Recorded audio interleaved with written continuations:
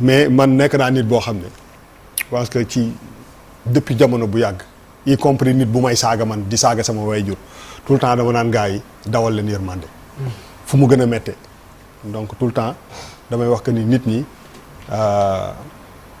nañuy un peu aussi jël prison rek systématiquement def ko loo xam ne mooy régler yenn problème yi j'avoue que le cas Azoura Fall je pense que dëkk bi suñu réew mi dafa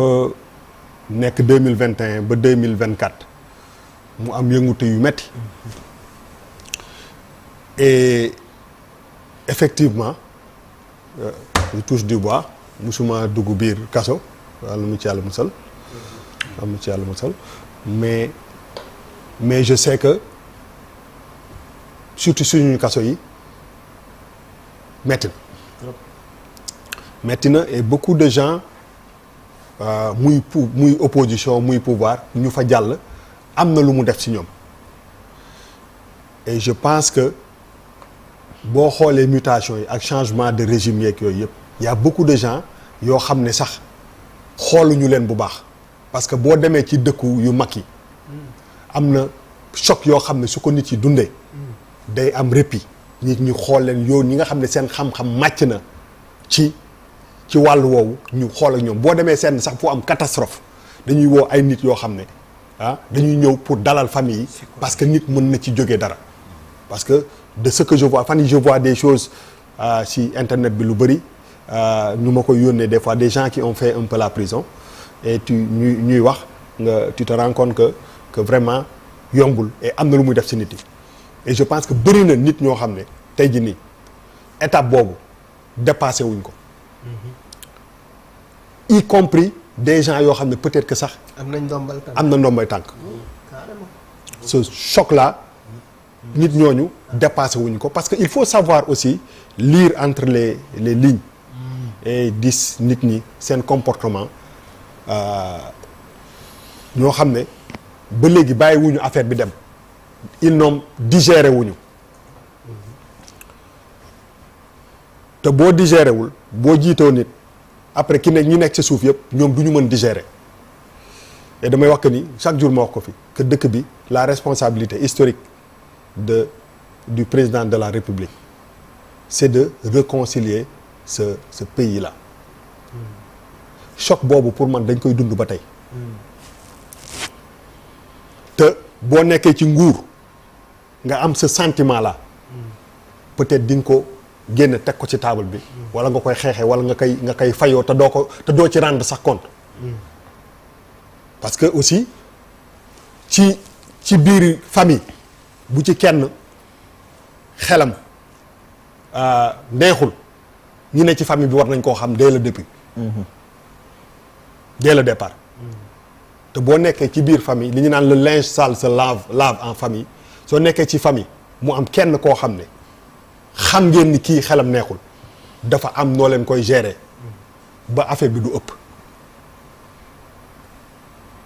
mais c'est pas wu prétexte procès wala ñu jàpp ko këyit boobu ñëw doog a tege parce que moi je suppose que nit ñooñu ko jege dëggantaan xam nañ lu ci nekk et c'est pas une personne bu ñu denc ci ginnaaw c'est une personne boo xam ne moom mooy téye le drapeau quand le président du parti sort c'est lui qui est devant yor pick-upam c'est une personne qu'on voit mu teg régie de caméra de trucs après je me demande les gens qui aujourd'hui disent que kii xelam neexul est-ce que xamuñu ko woon avant te pourquoi loolu yëpp ñu encouragé ko donc ça pose problème si parce que nit fii fàtte xaju fi boo yoree sa gët di xool lu logique rek la mën doon parce que boo amee nit parce que yàlla moom man gëm naa ni am na ñu bëri ñu dul moom man du ma tudd si tur yàlla xam dama am sax kersa bi parce que ñun ñëpp dañuy nekk si biti ku ne wax li nga xalaat nekk si jàmm yéenewuma kenn Assane Diouf dañ koy fàtte on l'oublie dañ koy fàtte te pour mënuñu ko fàtte waruñu ko fàtte parce que am na benn moment boo xam ne bu Ousmane Sonko di xeex dëggantaan affaire bi metti ca buntu kër ga lay toog ca biir kër ga lay dugg on doit pas l'oublier depuis de man bi fay Macky Sall nekkee ba léegi maa ngi naan nañ ko bàyyi mu génn c'est-à-dire que tey jii nii il faut que nit ñi xam que ni aujourd'hui même bu ñuy layal benn affaire logique dafa am dàq dóor doom il faut que nit ñi si seen perception effectivement ñu gis que ni actes yi ñu ngi koy poser l'autre bi laay du ma tudd turu nit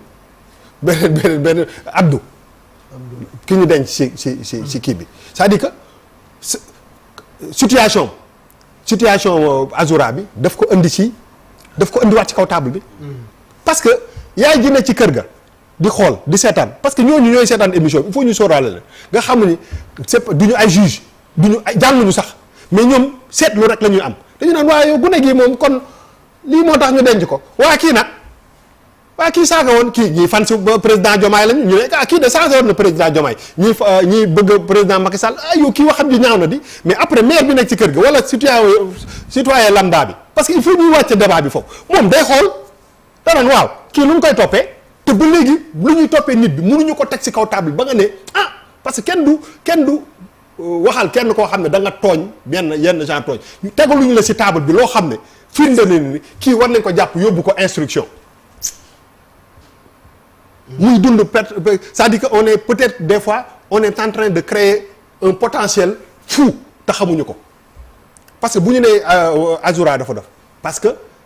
peut-être que teg nañ ko ci ay conditions est-ce qu'on n'est pas en train aussi de créer d'autres fous ñoo xam ne peut-être ëllëg jamono dina dox comme ni nga koy waxee ba ñooñu dañuy taxaw ne li ma dal tey yoom ko dal ñoo ko dal donc logique pour man gëm naa ni nit bu dee xelam neexul ñu am prétexte yi ñu kii mais loolu benn affaire la mais dafa am yeneen affaire yu ciy tegu yoo xam ne day tax lii soo ko waxee nit ñi duñ ko mën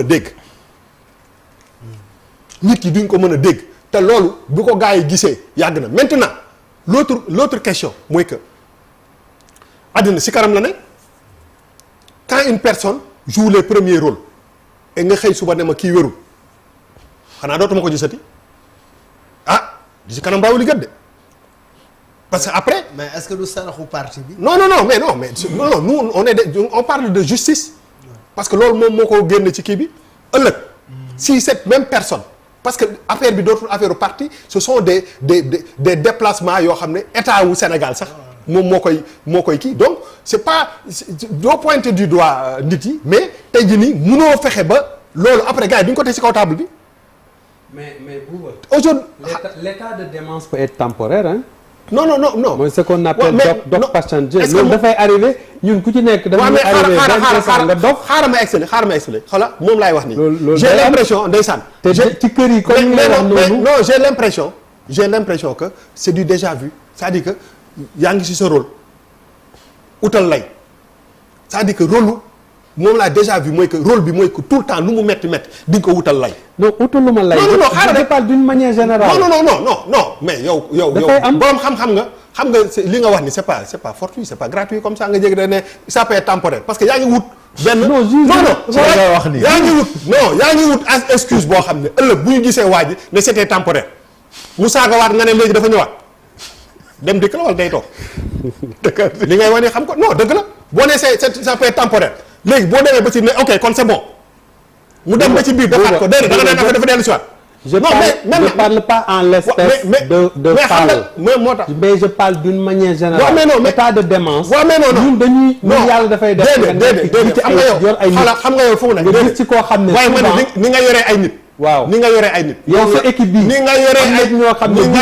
souvent ni nga yoree ay leer na leen nekkuñu. wuy ma nga dalal leen. wuy ma dimbale leen ba ñu passé étape boobu ñu ñëwaat gën a performant ni ñu ne nga leen. yoree ay nit noonu laa yoree peut-être nit yu ko. waaw loolu laa wax donc du ma jël leçon ci yow man xam naa nit da maa gën a xam nit. ci yow laa jël leçon. déedéet non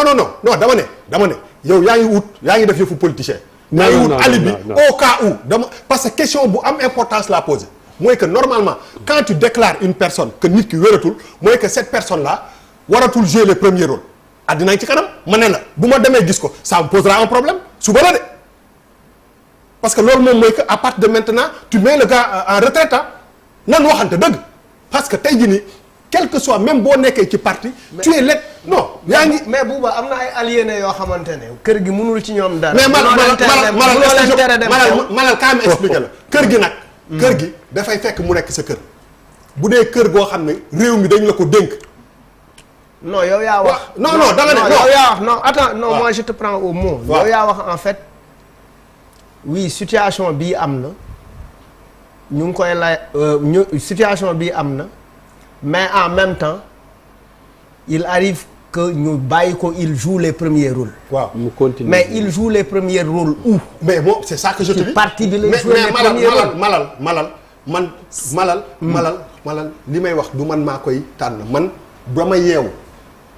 taal internet bi wala ma taal kii bi seen le premier ministre qui est chez lui en toute intimité le gars il est là avec lui le premier ministre du Sénégal il s'appelle Ousmane Sonko waa ji sax nee na sax tandem présidentiel parce que moom man kii yam boobu neex na c'est non Mamadou Dia mi ngi ñuy nuyu c'est un ministre premier ministre super fort au passage non tey jii munoo nekk Sénégal jël Ousmane Sonko bu ko def second ci il joue les premiers rôles donc aujourd'hui quand tu es le premier ministre du Sénégal je suis désolé Malal quel que soit parti bi ngay nekk am na looy symboliser suñu kër googu nga dëkk ñoo la ko jox joxuñu la ko ñoo la jox oto bi ñoo la jox sécurité bi ñoo ku fa dugg ci territoire bi mu dugg état wu Sénégal moo koy fay donc da nga ci am ma am ci non dama ne pour ëllëg pour ne pas ñu nekk ci benn débat boo xam ne ay xeexu borne fontaine niveau bi c'est tellement bas que ñun ñi on a du mal sax à être à l'aise ci benn affaire parce que tout simplement aujourd'hui priorité yi war na woon na nekk feneen ku dul benn waaye taxaw na kii saaga na lu mu wax kii lu mu wax parce que loolu du débat wu Sénégal fu mu nekk nii donc autorités yi lépp lu ñu mën a def ba nga xam ne doo lax dóor doom di ko wutal alibi te dëgg te yàlla tax nañ ko wañ munoo jàpp nit yóbbu ko instruction génnewaat ko tegaat ko beneen il paraît que tegaat nañ ko beneen yeneen charge d'après ce que j'ai lu xaw ma ndax dëgg la war na jël affaire bi nga xool nga ne parce que Sénégal lam da nga naan kii lu mu def boo ko leeralee ba mu yenu maanaa ñu ne lii de yenu na maanaa mais ku wax ak sa aqulaay taala gisoo fi dara sur le cas de Abdou Nguer la lu flagrant ba mu justifier nga yóbbu ko instruction et nga yeewu suba gis koo xam ne il y a 6 mois il a insulté de manière le président de la République du Sénégal nga ñëwaat quelques mois après l'ancien président lu saaga boo xam ne bu ma ñaaw na léegi nga gis kooku benn jour mu nekk fa le lendemain mu génn après loo ko layal kii nu mu tudd xel et puis premier ministre seeti ko voilà xel du nangu que nga jël rek nga wax ma ko parce que il faut éviter de faire quelque chose nga foog nit ñi lu nekk mën nga leen ko avaler loo ku waxal yàlla rek te yàlla tax man du ma nangu nit loo jël rek nga gox ko quel que soit nit bi nga foog ni moom nga doon te nit ñi dofuñu mën nañu gis benn affaire ne du yoon ñu ne ci teg mais xam nañ du yoon accumulation de choses comme ça nag mooy indi benn genre perception boo xam ne amuñu ko juge dem bi nga xam ne Macky am nga les gens ils ont posé des actes foofu laay daanale actes yoo xam ne ci histoire du Sénégal j'ai vu un juge qui a démissionné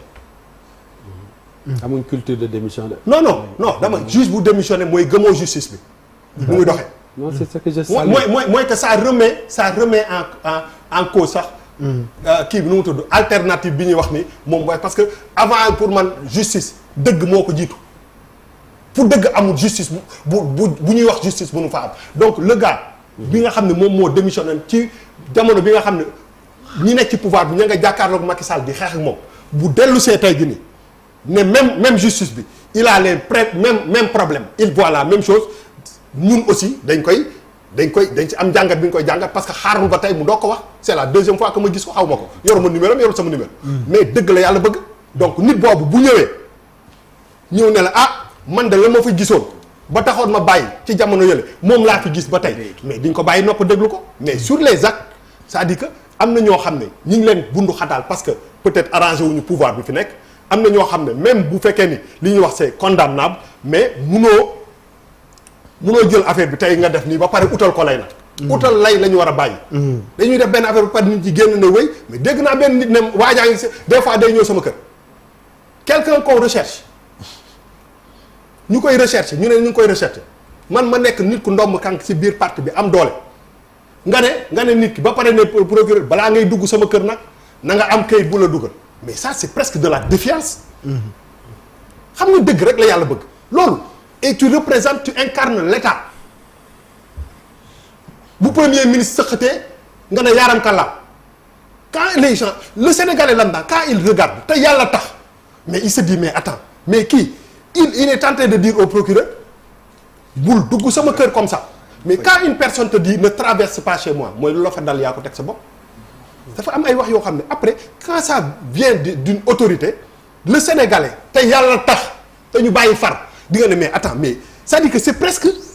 day ñëw sama kër yow ñu ngi seet nit nga ne waa ji day ñëw sama kër yaa ngi sous-entendre que sax mën na nekk sama kër heure bi